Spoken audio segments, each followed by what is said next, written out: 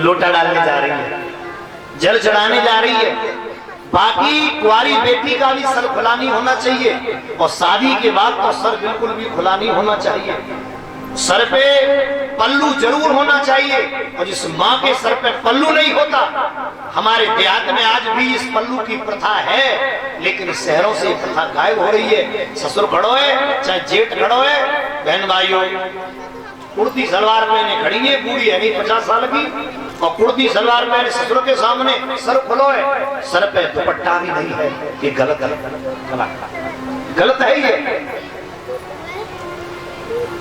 आप लोगों से मेरा हाथ जोड़ के प्रार्थना, मेरा निवेदन है, रामचरितमानस की कुछ सीख अपने जीवन में लीजिए, रामचरितमानस को अपने जीवन में धारण कीजिए। आप बस इतना करना, अपने से बड़ों के सामने सर खोल कर मत जाना है। ये जानकी ने ये प्रथा दी है। मैं ये नहीं कहता कि 1.5 गज को घूंघट कर ले, परिचय जी महाराज 1.5 गज का घूंघट करके बैठने वाली जरूरी नहीं है कि अपने सास ससुर की इज्जत करती हो।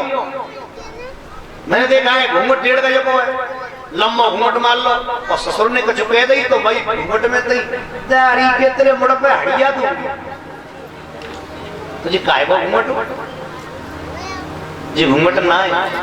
आप भले घूंघट मत, अरे ससुर के सामने मुंह दिखो तो कुछ बुरा है वो का बाप है वो।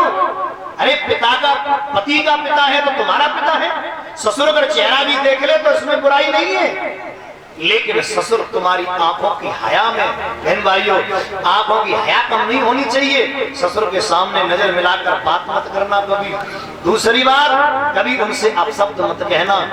घूंघट ये नहीं है कि आप गाली बको घूंघट में, तो घूंघट ये है, पर्दा ये है कि ससुर अगर तुमसे समझावे कुछ कह रहे हो तो चुपचाप सुन ले, ऊपर सर मत करो।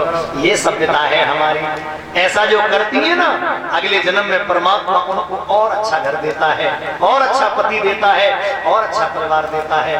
और जो सास ससुर की इज्जत नहीं करती, जो सास ससुर को बहन भाइयों अच्छे से नहीं समझती, अगले जन्म में फिर मनुष्य के जीवन में वो नारी बनती नहीं है, फिर तो अधोगति में जाना पड़ता है। बोले गोविंद भगवान की।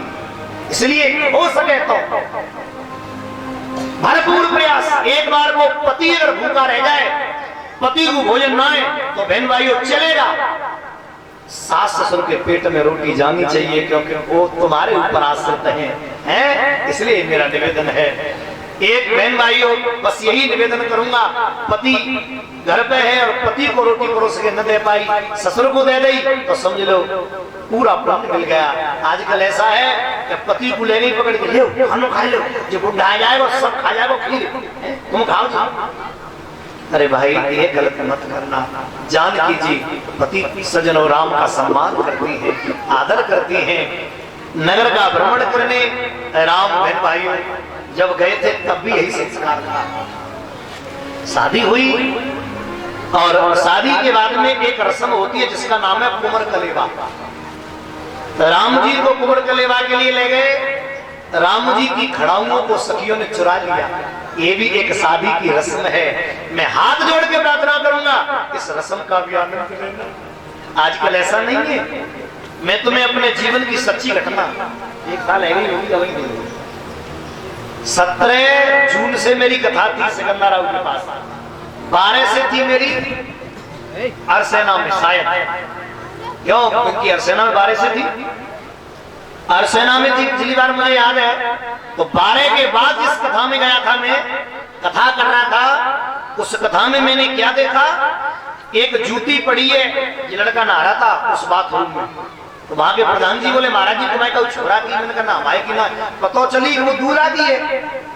जब रिसर्च वही दूल्हा की कैसे रह गई, तो खोज वही तो पता चली, लड़कियां बोली बोले हमने तुझे चुराई, और मैंने जिक्र ना करी, चूंकि 350 रुपया की जूती और 1100 रुपया मांग रही, सुबह ने कही हमारी तो खोइए ना।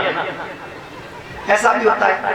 तो राम जी सारी रस्मों का आनंद ले रहे हैं। राम की खड़ाऊ चुरा ली, आगे अलमारी में रख दी, धूप बत्ती जला दी, और राम जी ने कही बेटा हमारे यहाँ की देवी है, पहले प्रणाम करो तब जाइयो बाहर।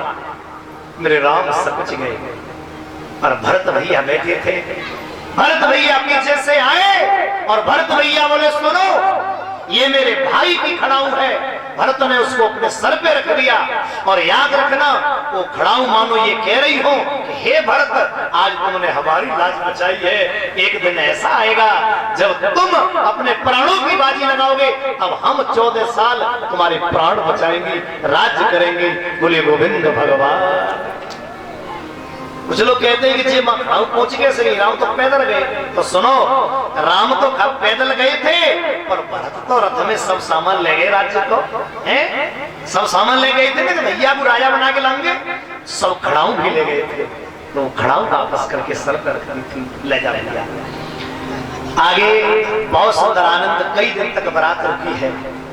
मैं आप सभी बुजुर्गों से अनुरोध करूंगा 5 मिनट के लिए ध्यान से सुने। ये बिटियां, ये जो छोटी छोटी गुड़ियां बैठी है ना, ये बहन भाइयों हर किसी को नहीं मिलती, ये उसी को मिलती है परमात्मा जिस पर बड़ी कृपा करता है। बेटी परमात्मा हर किसी को नहीं देता। बेटी परमात्मा उसी को देता है जो बेटी की रक्षा कर सकता है। याद रखना भाई बहन, परमात्मा बेटी हर किसी को नहीं देता, ये सच्चाई है। और मेरे श्रोता बंधु, जिसको बेटी मिल जाती है ना वो बड़ा भाग्यशाली होता है। आपसे मेरी हाथ जोड़ के प्रार्थना है, जिन जिनको बेटी मिली है ना, आप अपनी बेटियों की रक्षा बड़े मन से करना। सीधा दे आप अपनी बेटियों को बड़े मन से सजनो रखना घर में, उनकी परवरिश, उनका पालन पोषण, उनकी देखरेख, उनकी पढ़ाई लिखाई आप बड़े मन से करना। क्योंकि बताऊं, ये बेटी बहन भाइयों हमारे घर की रौनक है। और ये ज्यादा दिन तक नहीं रहते, आधा जीवन इनका यहाँ रहती, आधे जीवन बाद चली जाती है। राम जी की बारात बहुत दिन तक रुकी है। एक दिन महाराज दशरथ ने बहन भाइयों जनक जी को बुलाया और जनक जी को बुला करके दशरथ जी ने हाथ जोड़कर कहा, जनक जी अब बहुत दिन हो गए, अब आप हमें विदा कर दीजिए। महाराज जनक बोले मतलब हम अपनी सिया को लेकर के जाएंगे। इतना सुनते ही बहन भाइयों जनक जी गंभीर हो गए।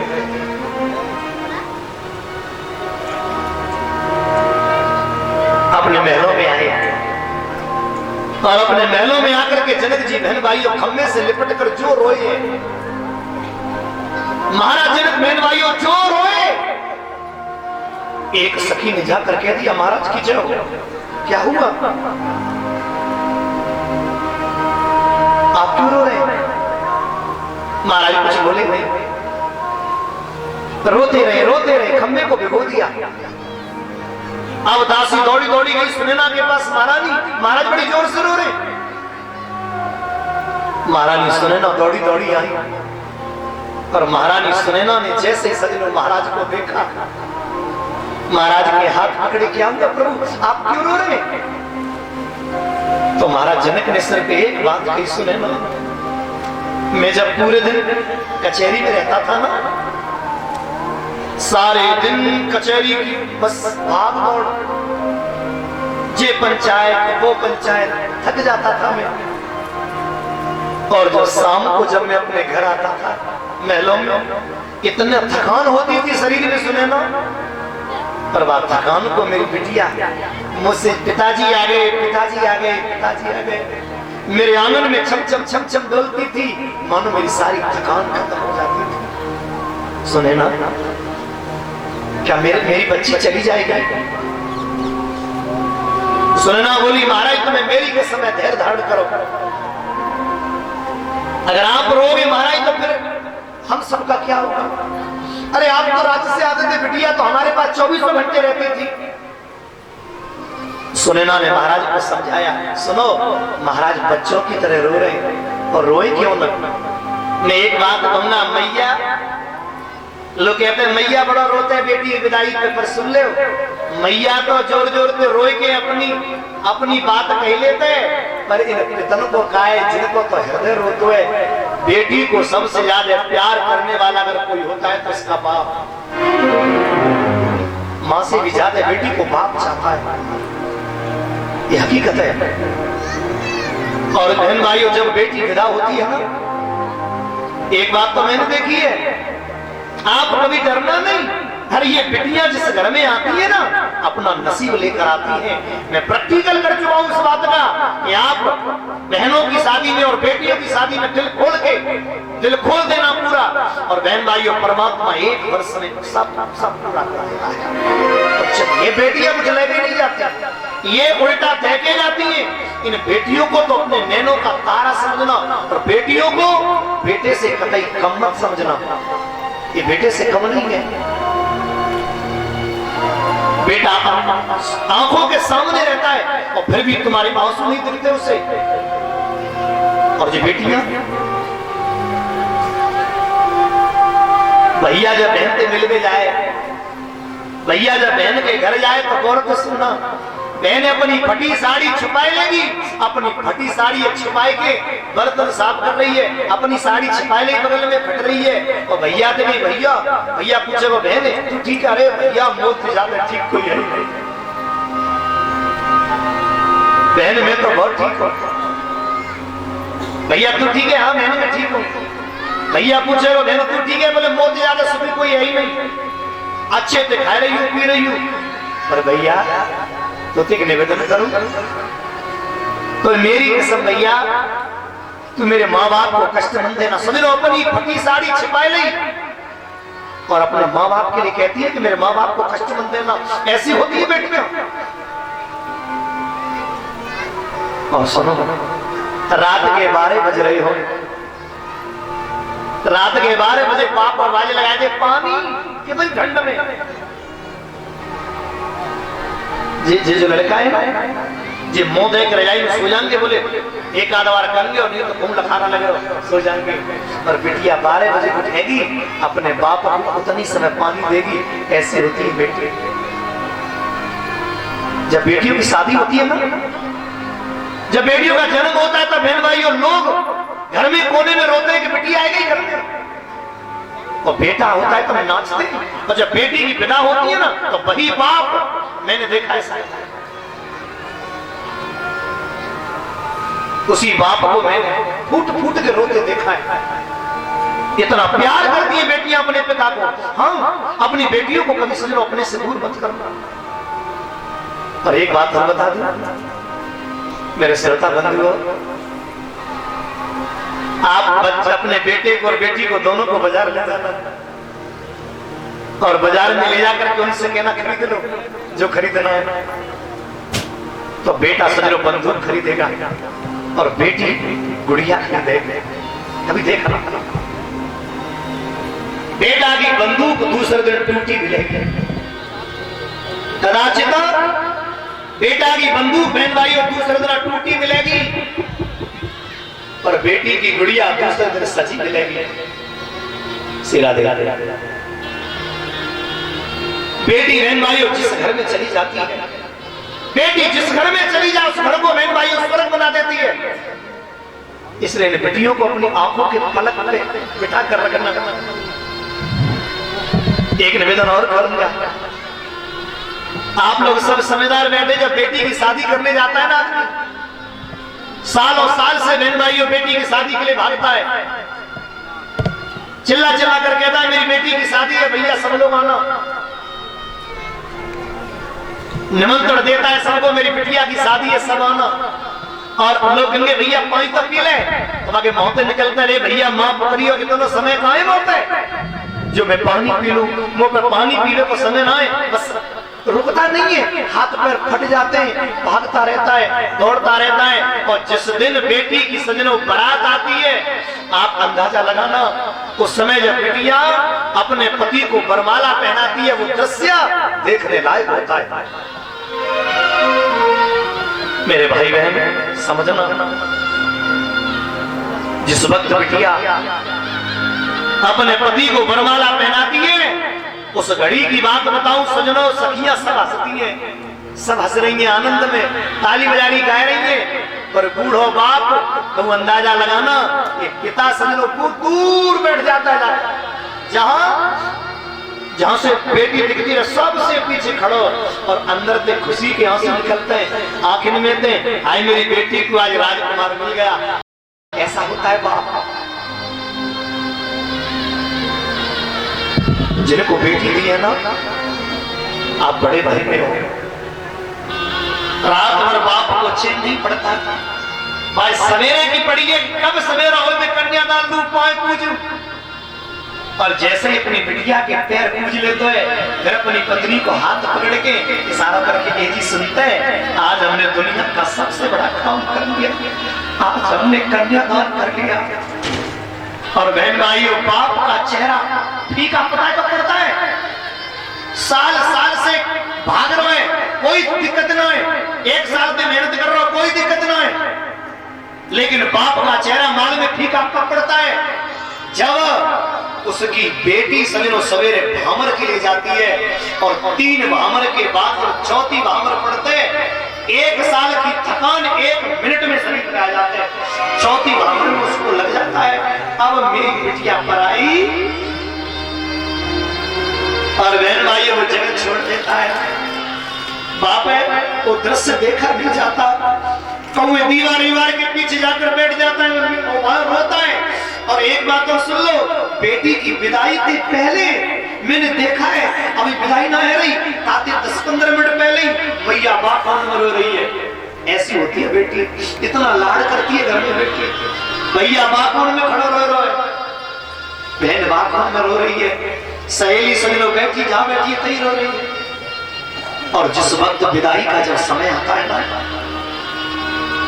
आप लोग समझना, वो बेटी जब जा रही होती है ना, उस समय ध्यान देना मेरे भाई बहन, उसका बाप नजर नहीं आता तो बेटी रो करके कहती है, माँ मुझे दुनिया के सब नजर आ रहे हैं पर मेरे पिताजी नजर नहीं आ रहे, माँ मेरे पिता कहाँ हैं, मेरे पिता को बुलाओ ना, मेरी मैया मेरे पिता को बुलाओ ना। तो सजनो, वो माँ रो करके कहती है इसके पिताजी कहाँ हैं, बुलाओ। तो पता चलता है कि पिता दूर किसी दीवार के पीछे छुपा है और दीवार के पीछे बैठकर अपनी बेटी को बिना वहीं से सजनों देख रहे हैं मेरी बेटी जा रही है, आंखें आंसू चल रहे हैं और आंसू पहुंच रहा है, बहन भाई रो रहे हैं। लोग आग उसके पास जाते हैं, जाकर कहते क्यों रे, तेरी बेटी बिना हो रही है तो चले बोले। तो जब लोग उसे देखते हैं, वो क्या देखते हैं, बाकी आंखें आंसू के बनाए, भैया आंसू की धार बह रही है, आखिर कुछ नहीं बोल पाता, केवल सिर्फ रोता रहता है और कुछ नहीं बोलता। लोग कहते हैं बाबरे तेरी बेटी जा रही है, जाकर के बिना नहीं कर सकता। तब याद रखना वो बूढ़ा बाप सजनों उनके हाथ और बेटी का बचपन याद करके कैसे मेरी उंगली पकड़ती थी, कैसे मुझे पिता कहती थी, कैसे मेरे पास रहती थी, मेरी सारी टेंशन को सारे झंझट को दूर कर देती थी। वो सारी बातें जब उसे याद आती है ना, तब रो करके कहता है भैया माफ करना, मैं सब काम कर सकता हूँ पर बेटी का सामना नहीं कर सकता। आज न जाने क्यों मैं बेटी के सामने नहीं पढ़ सकता और रो रहे हैं, लोग जबरदस्ती लेके जा रहे हैं, चल भैया। और जैसे ही बाप बेटी के सामने आया, बेटी ने आकर पिताजी आए गए, एकदम हृदय से लग गई और पिता के कान में सिर्फ एक बात कहती है, बाबू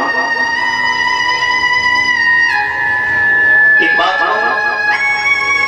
मैं कभी कोई भैया को महल दुमेला दे दे और वो परदेश, ये पिता क्या मैंने तेरी सेवा नहीं करी, तूने जब पानी मांगो तो पानी दे, तूने जब भोजन मांगो तो भोजन दे, और आज मेरी दशा ऐसी कि मुझे परदेश क्यों। तो याद रखना उस समय बाप की हिलकी बन जाती है और बेटी को हृदय से लगाकर सिर पर रोता है, कुछ नहीं बोलता। उस समय घराती तो घराती बरातियों की भी आंख से आंसू निकलते जब बेटी ये पूछती है, शकुंतला की तो तूने कथा सुनी होगी जब विदा हो रही थी ना, तो बहन भाइयों आज मनुष्यों की तो छोड़ो, हिरण शकुंतला की साड़ी पकड़ के रो रहे और कह रहे बहन तुम चल गई अब हमारा खाओ।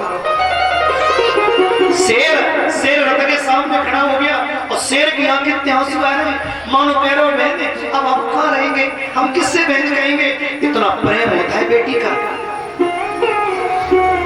मेरे श्रोता बंधुओं, बूढ़ा बाप जब अपनी बेटी को विदा करता और हृदय तो तब फटता है जब उसका भाई, बेटी जा रही है गाड़ी के साथ साथ चल रहा छोटा भैया जो बहन से बहुत लड़ता था,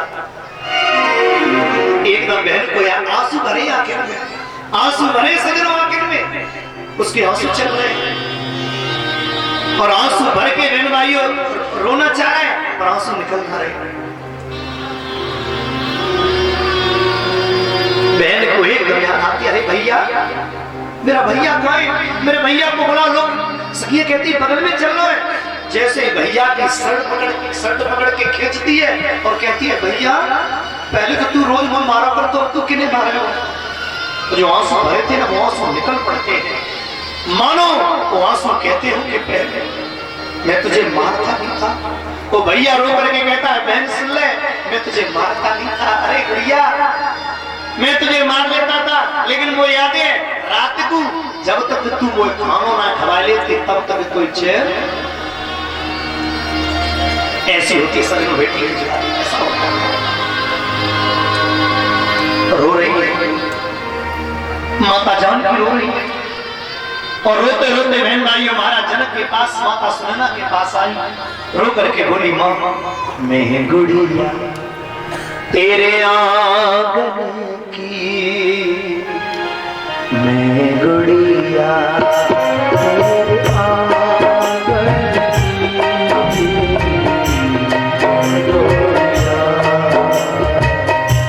अब तो भई में अपने, अब तो भई में अपने, अब तो भई में अपने साजन की, मैं गुड़िया ओ तेरे आंगन की, मेरी माँ तेरे बिना लागे नारे जियरा, ओ